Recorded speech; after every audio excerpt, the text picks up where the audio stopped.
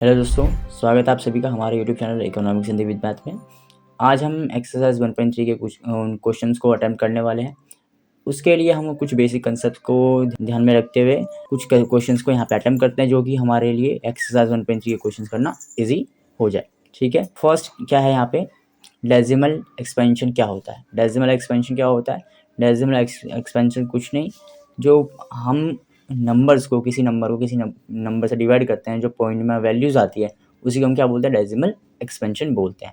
ठीक है, जैसे कि देखिए 1.54, ठीक है, इसी तरह से 1.32, ये क्या हमारा डेसिमल एक्सपेंशन कंसीडर किया जाता है। ठीक है, तो चलिए एक डेसिमल एक्सपेंशन निकालते कैसे हैं, एक एग्जांपल की मदद से समझते हैं। ठीक है, पहला क्या है, 7 डिवाइडेड बाय 8। ठीक है, यानी कि हमें क्या करना पड़ेगा, 7 को डिवाइड करना पड़ेगा 8 से। ठीक है, यहीं पे हम कर लेते हैं 7 डिवाइडेड बाय 8। 8 के टेबल में 7 नहीं आता है, तो इसका मतलब क्या, हम यहाँ पे पॉइंट लगा देंगे और 0 उतार लेंगे। ठीक है, ये 8 के टेबल में 70 कितने पे कटेगा, 8 के टेबल 8 पे कटेगा। 8 8 जा 64, माइनस किया कितना बचा 6। पॉइंट यहाँ पे लगा हुआ है, तो हम क्या उतारेंगे, यहाँ पे 0 उतार देंगे। 60 हो गया, 8 7 जा क्या होएगा हमारा 56, 8 7 जा 56 हो जाएगा, 8 7 जा 56। अब माइनस कर देंगे, 60 माइनस 56 कितना होएगा 4। पॉइंट लगा हुआ है, तो हम क्या करेंगे, फिर से यहाँ पे 0 उतार देंगे और यहाँ पे लास्ट क्या हो जाएगा 8 5 जा 40। ठीक है, यहाँ पे क्या बचा हमारा 0। ठीक है, यानी इसका जब हम 7 को डिवाइड करते हैं 8 से, तो इसका डेसिमल एक्सपेंशन क्या आता है 0.875। ठीक है, ये क्या हमारा इसका सॉल्यूशन है, डेसिमल एक्सपेंशन है ये। ठीक है, और ऐसे नंबर जो कि पॉइंट के बाद आने के बाद बिल्कुल ख़त्म हो जाए और यहाँ पे लास्ट में क्या बचे 0 और कोई रिमाइंडर ना आए, तो इसमें क्या होता है, ऐसे नंबर को क्या बोलते हैं हम, टर्मिनेटिंग नंबर बोलते हैं। कौन से? टर्मिनेटिंग। ठीक है, कौन सा नंबर है, टर्मिनेटिंग नंबर्स। अगला क्या है यहाँ पे 10 डिवाइडेड बाय 4। चलिए ये इसका भी हम डेसिमल एक्सपेंशन निकालते हैं। 10 डिवाइडेड बाय 4, 4 2 जा 8, क्या बचा 2, पॉइंट उतार दिया, यहाँ पे क्या बचा 0। तो यानी 10/4 का डेसिमल एक्सपेंशन क्या हो जाएगा 2.5।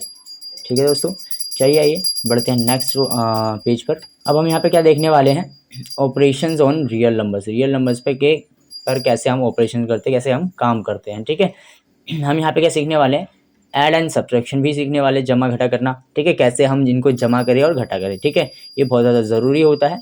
चलिए आइए सीखते हैं। ये जो नॉर्मल नंबर्स को हम आज तक सीखते आए हैं कि हाँ कैसे 4 + 3 कितना होता है 7 होता है, 5 - 2 कितना होता है 3 होता है ना। तो ऐसे नंबर्स हम बचपन से ही सीखते हैं यार, वो हमें आता है। लेकिन इन नंबर्स पे जिनमें रूट लगा हो, उन नंबर्स को के साथ कैसे डील करते हैं, चलिए आइए देखते हैं। ठीक है, यहाँ पे क्या हमारा 2√2 प्लस में 5√3, इनको ऐड करना है। क्या ऐड करना है, हमें ऐड करना है √2 प्लस में 3√3। ठीक है, इनको ऐड करना था, इसलिए मैंने यहाँ पे क्या लगा दिया, प्लस का साइन लगा दिया दोस्तों। ठीक है, तो चलिए आइए इनको सॉल्व करते हैं। देखिए हम क्या, सबसे पहला काम होता है कि जो अंडर वाले वैल्यूज़ हैं वो सेम को ढूंढते हैं। यहाँ पे क्या है √2, क्या आगे भी है, यहाँ पे देखिए, यहाँ पर भी क्या है √2, यानी कि ये दोनों ही हमेशा एक दूसरे के साथ जुड़ेंगे।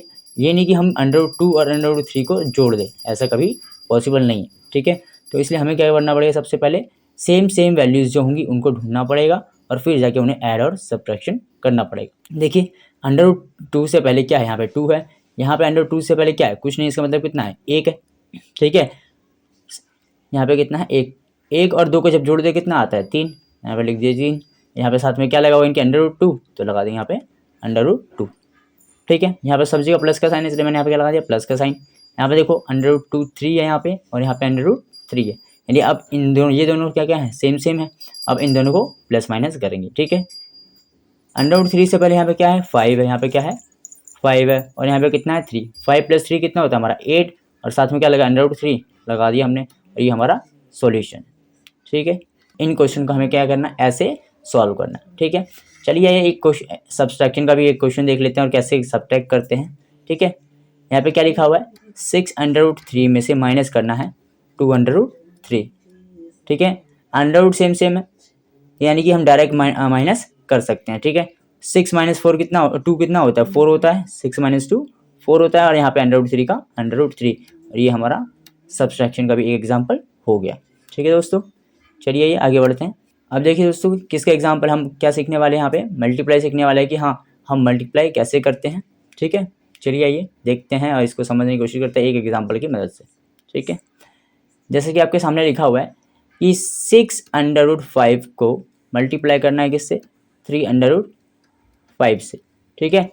तो इनको मल्टीप्लाई कैसे करेंगे, सबसे पहला काम होता है हमारा कि नंबर की नंबर से मल्टीप्लाई कर दो, है ना। यहाँ पे क्या है 3, यहाँ पर कितना है 6, 3 इंटू 6 कितना होता है 18, अंडर रूट, यहाँ पे अंडर रूट की अंडर रूट से ही हमेशा मल्टीप्लाई होती है, अंदर अंदर मल्टीप्लाई कर देंगे। यहाँ पे क्या है 5 मल्टीप्लाई 5, तो यानी हमारा आंसर क्या हो जाएगा, यहाँ पे क्या है 18। और आपको पता है जब भी किसी नंबर का पेयर बनता है तो उसको हम एक बार बाहर निकाल देते हैं, यानी 5 का पेयर बन गया तो यहाँ पे 5 बाहर आ जाएगा, यानी हमारा फाइनल आंसर क्या हो जाएगा 18, 5 से कितना होता है 90, यानी फाइनल आंसर क्या हो जाएगा हमारा 90, ठीक है।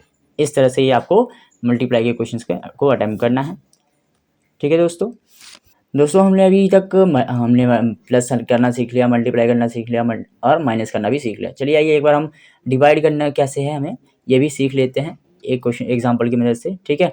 हमें क्या करना है 6√15 को डिवाइड करना है किससे 2√3 से, तो कैसे करेंगे, आपको पता है यहाँ पे क्या है 6 है, क्या मैं √15 को ऐसे लिख सकता हूँ 3 इंटू में 5 लिख सकता हूँ, है कि नहीं।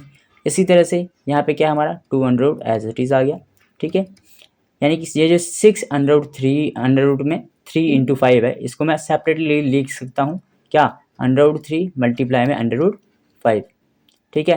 और नीचे में क्या था हमारा 2√3, देखिए 2 से 2 1 2, 2 3 6, नंबर से नंबर कट गया, यहाँ पे √3 से √3 कट गया, तो यानी कि हमारा फाइनल आंसर क्या आ गया, क्या बचा वहाँ पे, और ऊपर क्या बचा हुआ हमारा 3 और यहाँ पे क्या बचा है 5 अंडर रूट का, है ना। यानी 3√5 का मल्टीप्लाई करेंगे तो क्या आ जाएगा हमारा आंसर 3√5, ठीक है दोस्तों।